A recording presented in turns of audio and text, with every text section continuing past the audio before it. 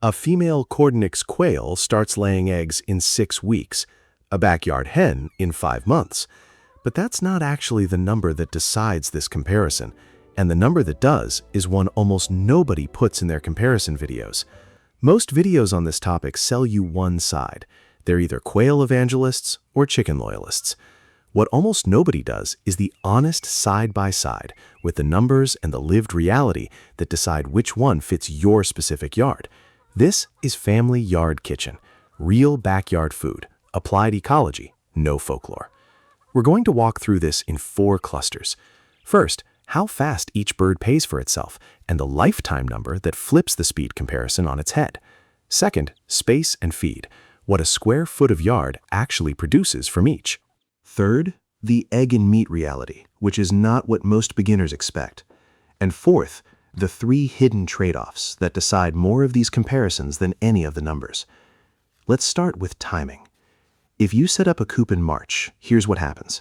A standard layer hen, let's say a Rhode Island Red or a Buff Orpington, reaches point of lay between 5 and 6 months. Day-old chicks in March, first egg in August, maybe late July if the breed, feed, and daylight all gloverate. A Cordonix quail, Cordonix japonica, reaches point of lay in 6 to 8 weeks. Same March start, you're collecting eggs by mid-April. 6 weeks versus 5 months. That's the headline number, and it's the one quail evangelists lead with. But here's what they don't tell you. A Cordonix quail's productive laying window is roughly 12 months. In her peak year, she'll lay close to 300 eggs. After that, output drops sharply, and most backyard quail keepers cull and replace by month 14 or 15. So one quail gives you about 300 eggs total over her useful life. A backyard hen lays usefully for 3 to 4 years, with peak production in years 1 and 2. A Rhode Island Red can hit 250 eggs a year at her peak. Over 3 productive years, that's roughly 800 eggs from a single hen, sometimes 1,000. So measure speed to first egg, quail crush it. Measure total eggs per bird before you replace her, 800 to 300. The hen wins by more than 2 to 1. The same difference that made quail look like the obvious choice flips completely the moment you stop measuring weeks and start measuring lifetimes. That difference changes everything about how much space you actually need. Quail keeping is a constantly renewed flock, not a stable one. Which gets us to the second number. 6 quail fit comfortably in roughly 10 square feet of well-designed aviary. That's the same footprint as one laying hen with a small run. So on raw density, quail produce 6 layers in the space of one hen. 6 birds making 300 eggs each, that's 1,800 quail eggs a year out of 10 square feet of yard. The same 10 square feet with one hen produces around 250 chicken eggs a year. But quail eggs are smaller. By mass, 5 quail eggs equal 1 chicken egg. So those 1,800 quail eggs work out to roughly 360 chicken eggs worth of egg mass per year. Still more than the one hen, in the same footprint. Feed efficiency goes in the same direction. A laying hen eats about a quarter pound of feed a day, roughly 110 to 120 grams. A quail at peak laying eats 25 to 28 grams a day. A small flock of quail will produce 300 eggs on about 8 to 10 kilos of total feed. A laying hen flock needs 42 to 48 kilos to produce the same number of chicken-size eggs. Quail are dramatically more feed efficient per gram of egg. If you stop the math here, quail look like they win on every axis. Faster, denser, cheaper per gram. But years of working with poultry taught me something the spreadsheets never show. The first time I ran a small quail flock seriously, I underestimated the cleaning cycle. 6 quail in 10 square feet produce roughly 4 times the manure density per square foot that a hen does. By day 3 or 4 without cleaning, you can smell the ammonia from across the backyard. Continuous exposure over 10 parts per million damages a bird's respiratory tract. Above 25, it does the same thing fast. In a small aviary in summer, the gas climbs quicker than most beginners expect. The aviary needs cleaning every single day, not every other day, daily. Skip it for 4 days in August heat and you start losing birds.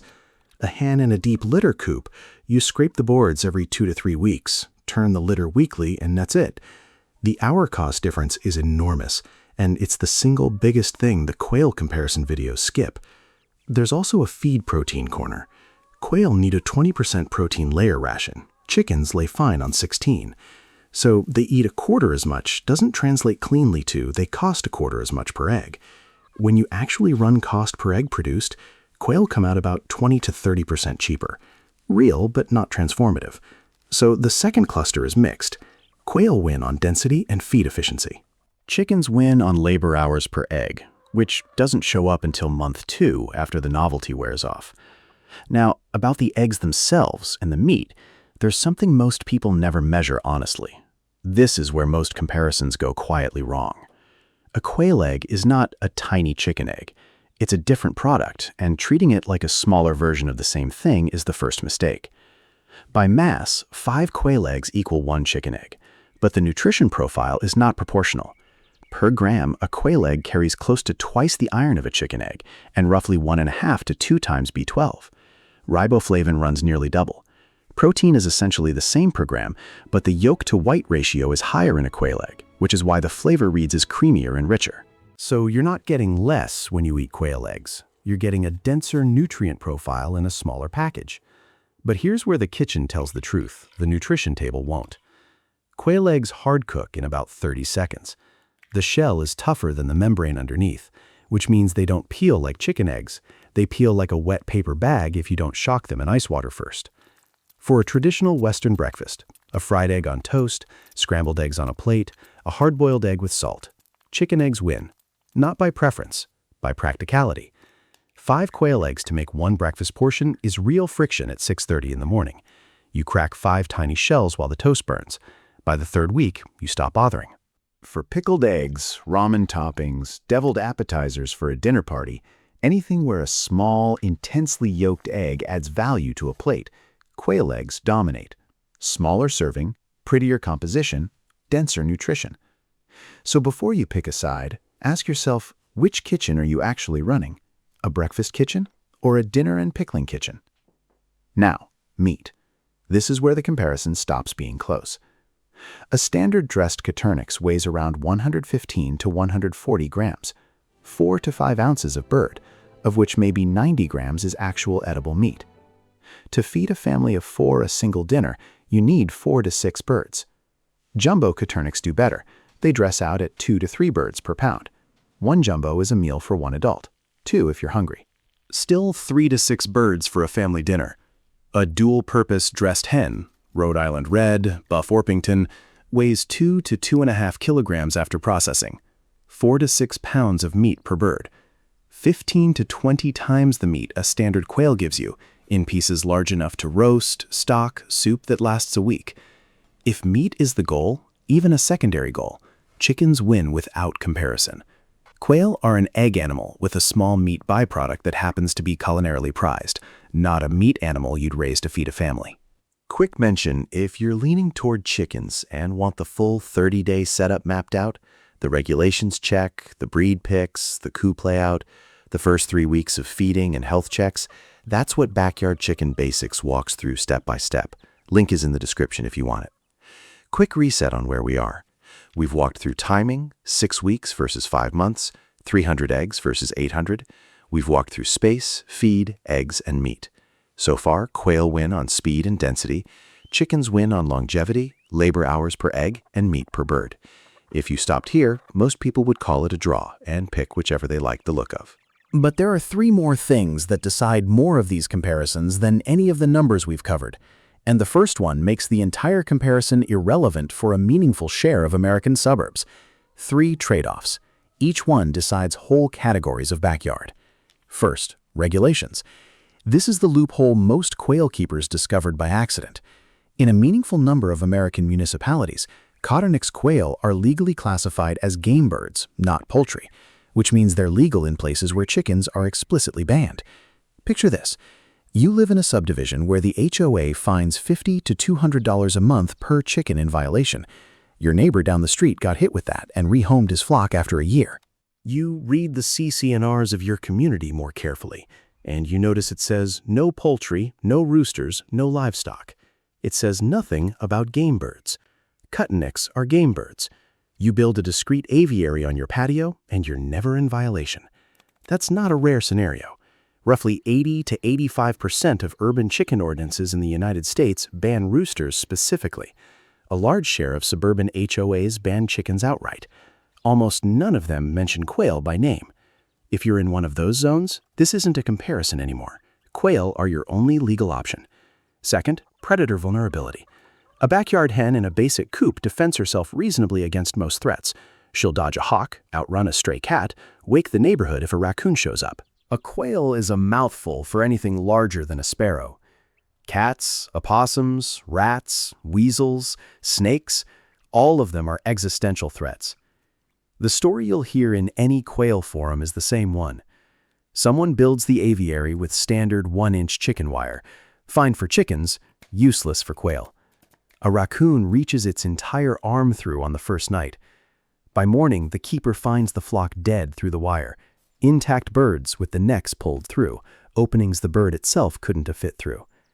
1/4-inch hardware cloth on every opening is not a suggestion for quail. 1/2-inch is the absolute minimum, and only against larger predators. Anything bigger, and you're inviting losses in the first month. I dropped a link below to the exact gauge of hardware cloth I'd buy if I were building a Cordonix aviary today. The same gauge I'd use for my own setup. It's in the description and in the shopping section under the video. Third, noise. A rooster crows. Everyone knows that one. It's why 80 to 85% of urban ordinances ban roosters specifically. Less known, a laying hen cackles loudly when she lays an egg, sometimes for 30 to 60 seconds. That sound carries in a quiet suburb. If your neighbor's bedroom window is 30 feet from your coop, you're going to hear about it. So is your neighbor. A Cordonix is essentially silent. Hens don't announce eggs.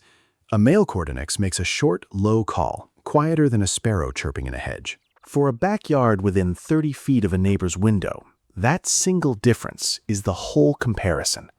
And there's one more hidden layer underneath all of this: the learning curve. Quail are a tighter tolerance animal. Let the cleaning slip in August week 2, and you can lose 70% of a flock to ammonia stress in 10 days. Get the brooder temperature wrong in week 1, same outcome.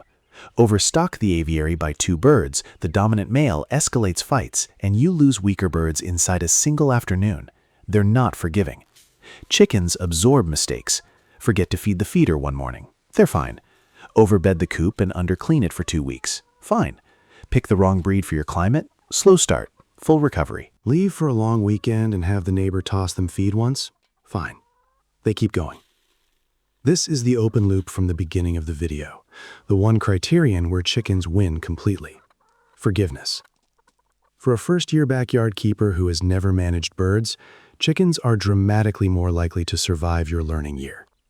That's not in any spreadsheet, and the Quail Evangelist videos never quite say it. But for someone starting from 0, it's a more decisive variable than 6 weeks or 300 eggs or 4 square feet of aviary. So the question was never which bird is better. It was which one fits your specific yard, your specific hours, and your specific tolerance for losing a first batch.